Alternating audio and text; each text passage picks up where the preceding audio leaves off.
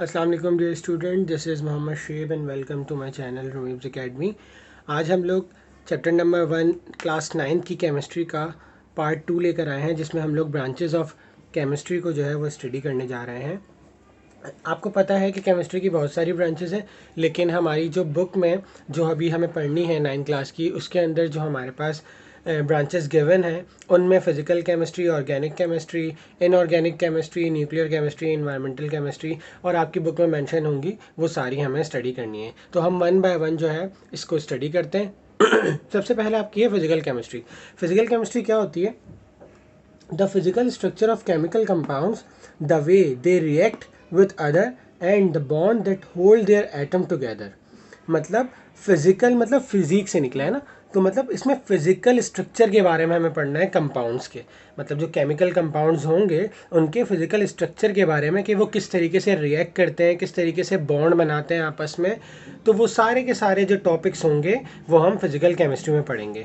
और उसके अंदर फिजिकल केमिस्ट्री के अंदर जो हमारी बुक के अंदर जो टॉपिक्स हैं वो गैस लॉज हो गए, इलेक्ट्रोकेमिस्ट्री हो गई, केमिकल इक्विलिब्रियम हो गया। ये सारे के सारे टॉपिक्स जो हैं वो फिजिकल केमिस्ट्री कवर करती है। फिजिकल केमिस्ट्री के जो फाउंडर हैं उनका नाम था विल्हेम ऑस्टवर्ल्ड। ठीक है। नंबर 2 हम बात करते हैं ऑर्गेनिक केमिस्ट्री की। तो ऑर्गेनिक केमिस्ट्री जो होती है वो the study of synthesis, structure, reactivity and properties of diverse group of chemical compound primary constructed from carbon atom. यानी कि जितने भी कार्बन के कंपाउंड्स होंगे उनका बनाना, उनका स्ट्रक्चर, उनकी रिएक्टिविटी, उनकी केमिकल प्रॉपर्टीज़, उनकी फ़िज़िकल प्रॉपर्टीज़, वो तमाम की तमाम हम ऑर्गेनिक केमिस्ट्री के अंदर स्टडी करेंगे। कुछ कार्बन के कंपाउंड्स होते हैं जैसे carbon monoxide, carbon dioxide, metal carbonates और कार्बाइड्स। ये सारे के सारे जो है ना वो ऑर्गेनिक नहीं होते, इनऑर्गेनिक होते हैं। तो इसलिए हम उनको इनऑर्गेनिक केमिस्ट्री में स्टडी करते हैं। ऑर्गेनिक केमिस्ट्री में ज़्यादातर जो हम स्टडी करेंगे वो हाइड्रोकार्बन्स को स्टडी करेंगे। अल्केन्स, एल्कीन्स, अल्काइंस वगैरह जो हैं उन सबको हम इसमें ऑर्गेनिक केमिस्ट्री में स्टडी करेंगे। इसको जो डिस्कवर करने वाले थे, इसके जो फाउंडर हैं, उनका नाम था फ्रेडरिच वोलर। एक बात मैं आपको बताता चलूँ कि इसका नाम ऑर्गेनिक क्यों रखा गया। ऑर्गेनिक इसका नाम इसलिए रखा गया क्योंकि पहले का कॉन्सेप्ट ये था, अभी आप लोग आगे जाके पढ़ेंगे वाइटल फोर्स थ्योरी, कि इसके मुताबिक क्या था कि ऑर्गेनिक कंपाउंड जो है वो सिर्फ और सिर्फ लिविंग ऑर्गेनिज्म से हमें हासिल होता है। किससे हासिल होते हैं? लिविंग ऑर्गेनिज्म से। लेकिन बाद में ये बात जो है वो गलत साबित हो गई, क्योंकि वोलर साहब ने एक केमिकल बनाया यूरिया, जो कि एक क्या था? ऑर्गेनिक कंपाउंड था। इसको लेबॉर्ट्री में इन्होंने प्रिपेयर किया, तो इसीलिए ये बात यहाँ से ख़त्म हो गई कि ये सिर्फ़ और सिर्फ नेचुरल लिविंग ऑर्गेनिज्म से ही हासिल हो सकते हैं, बल्कि इन्हें हम लेबॉर्ट्री में भी प्रिपेयर कर सकते हैं। ठीक है, आगे चलते हैं इनऑर्गेनिक केमिस्ट्री भी तक। अच्छा, जैसे मैंने आपको बताया कि इनऑर्गेनिक केमिस्ट्री क्या होती है कि कार्बन एक्सेप्शन कंपाउंड, मतलब कार्बन के अलावा जितने भी कंपाउंड्स होते हैं जो हमें नॉन लिविंग ऑर्गेनिज्म से हासिल होते हैं, वो उन तमाम की केमिस्ट्री जो है वो इनऑर्गेनिक केमिस्ट्री कहलाती है। यानी कि जैसे जो हमें मिनरल्स होते हैं, वुड, रबर वगैरह हो गया ना, इन तमाम से जो हमें एलिमेंट्स हासिल होते हैं ना, वो सारे के सारे हम इनऑर्गेनिक केमिस्ट्री के अंदर स्टडी करते हैं। इसके अंदर जो हम टॉपिक्स स्टडी करेंगे, जो मेन टॉपिक बता रहा हूँ मैं आपको, वो है acid, basis, salt and water. अभी आपकी केमिस्ट्री की बुक में आएंगे ये चैप्टर्स या टॉपिक।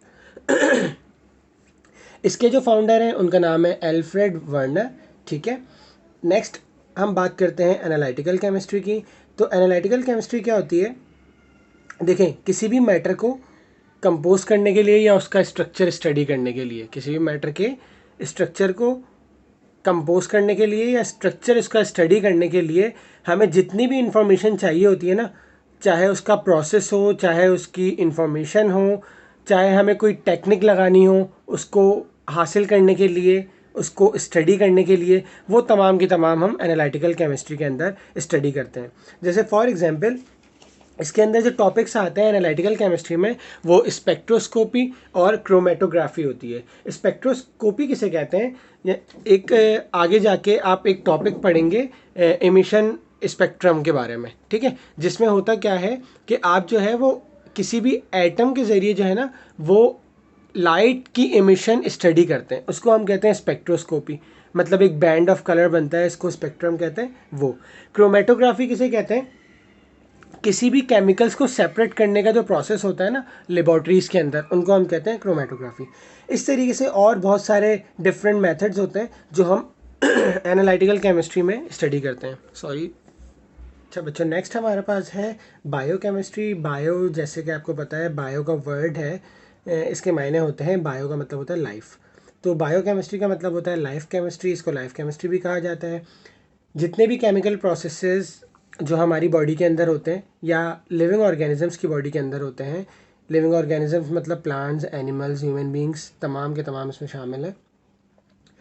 फोटोसिंथेसिस जैसे एक प्रोसेस है, प्लांट्स के खाने बनने का अमल, ठीक है। हमारे अंदर जो कार्बोहाइड्रेट्स होते हैं, प्रोटीन्स होते हैं, उनकी मेजरमेंट जो हम लैब टेस्ट वगैरह करवाने जाते हैं, सारी की सारी चीज़ें, वो तमाम की तमाम हम बायोकेमिस्ट्री के अंदर स्टडी करते हैं, ठीक है।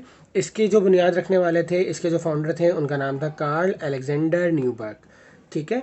नंबर 6 है हमारे पास इंडस्ट्रियल केमिस्ट्री।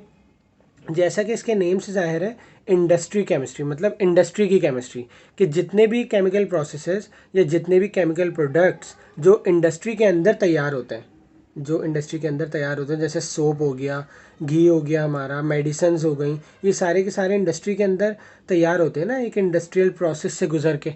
तो इस तमाम चीज़ों को जब हम स्टडी करेंगे तो वो इंडस्ट्रियल केमिस्ट्री में करेंगे। मैंने 2 एग्जांपल लिखे हैं आपके पास, डाउन प्रोसेस और ऑस्ट्रल प्रोसेस। ये 2 प्रोसेसेस हैं।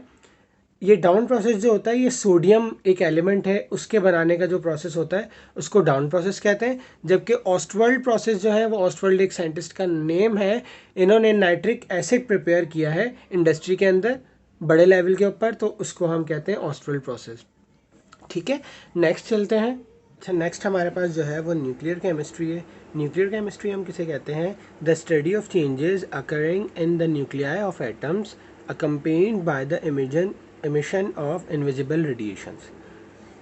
मतलब कि जितने भी एटम्स के न्यूक्लियस के अंदर जो चेंजेस आते हैं ना, अब वो चेंजेस चाहे वो इनविजिबल रेडिएशन का निकलना हो या किसी भी तरीके का चेंजेस हो, ठीक है, वो तमाम के तमाम हम न्यूक्लियर केमिस्ट्री के अंदर स्टडी करेंगे। जो न्यूक्लियर केमिस्ट्री के फाउंडर हैं उनका नाम है हेनरी बेकरेल, ठीक है। और इसके अंदर जो टॉपिक्स हम 9th क्लास की बुक में पढ़ेंगे उनमें radio activity, fission and fusion reactions वगैरह है, ठीक है। नेक्स्ट हमारे पास है इन्वायरमेंटल केमिस्ट्री। इन्वायरमेंटल केमिस्ट्री जैसे कि इसके नाम से इंडिकेट कर रहा है कि इन्वायरमेंट की केमिस्ट्री, जो हमारे इर्द गिर्द जो इन्वायरमेंट है, हमारे इर्द गिर्द जो केमिकल मटेरियल्स मौजूद हैं, उनका इफ़ेक्ट इन्वायरमेंट के ऊपर और उसके वजह से जो है वो एनिमल्स और प्लांट्स के ऊपर जो है वो इन्वायरमेंट का जो इफ़ेक्ट होता है, वो तमाम का तमाम हम इन्वायरमेंटल केमिस्ट्री के अंदर स्टडी करेंगे। इनके फाउंडर का नाम पॉल एनेस्टस है, ठीक है। और इसके अंदर जो टॉपिक्स हम पढ़ने वाले हैं उसमें personal hygiene, pollution, health hazards etcetera वगैरह, ठीक है। अच्छा, अब लास्ट में जो है हमारी वो है polymeric chemistry. Basically polymeric chemistry को समझने के लिए सबसे पहले आप ये समझ लें कि ये निकला जो वर्ड है ना, ये पॉलीमर्स से निकला है। किससे निकला है? पॉलीमर्स से, ठीक है। पॉलीमर्स का मतलब होता है, पॉली का मतलब होता है मोर देन टू, ठीक है, मोर देन टू, ठीक है। और मर्स का मतलब होता है मॉलिक्यूल्स, ठीक है। तो होता क्या है, जब छोटे छोटे मोनोमर्स, मोनोमर्स मतलब एक मॉलिक्यूल्स, जब छोटे छोटे मोनोमर्स मिलते हैं, ठीक है, जब छोटे छोटे मोनोमर्स मिलते हैं और मिलकर क्या करते हैं, एक बड़ा पॉलीमर बनाते हैं, एक बड़ा पॉलीमर बनाते हैं, मतलब बड़ा मॉलिक्यूल बनाते हैं, छोटे छोटे मॉलिक्यूल मिलके। तो उस प्रोसेस को हम कहते हैं पॉलीमराइजेशन। क्या कहते हैं? पॉलीमराइजेशन। तो पॉलीमेरिक केमिस्ट्री में हम बेसिकली इसी प्रोसेस के बारे में पढ़ते हैं कि the study of polymerization and product obtained through it such as plastic fibers etc, bakelite, PVC वगैरह आप लोग आगे पढ़ेंगे, वो सारे के सारे प्रोडक्ट हमें पॉलीमराइजेशन से हासिल होते हैं। तो इस किस्म की केमिस्ट्री को पॉलीमेरिक केमिस्ट्री कहते हैं। इसके अंदर जो टॉपिक्स हैं वो बेसिकली रिएक्शंस होते हैं, बड़े बड़े चेन रिएक्शंस वगैरह, तो वो हम उसको देखेंगे, ठीक है। इसके अलावा बहुत सारी ब्रांचेस होती हैं केमिस्ट्री की, जैसे स्टीरियो केमिस्ट्री,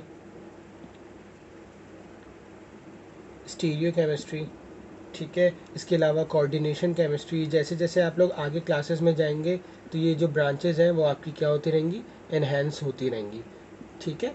तो अपना बहुत सारा ख्याल रखिएगा। उम्मीद करता हूँ कि आप लोगों को बहुत अच्छे से जो है वो ये ब्रांचेस समझ में आ गई होंगी। कोशिश कीजिएगा कि इसको सीखने की कोशिश करें, ना कि रट्टा मारें। इसलिए मैंने बुक की जो है वो आपको डेफिनेशंस नहीं लिखवाई बल्कि ख़ुद से लिखवाई हैं, ताकि आप लोग जो है वो समझ के इसे याद कर सकें।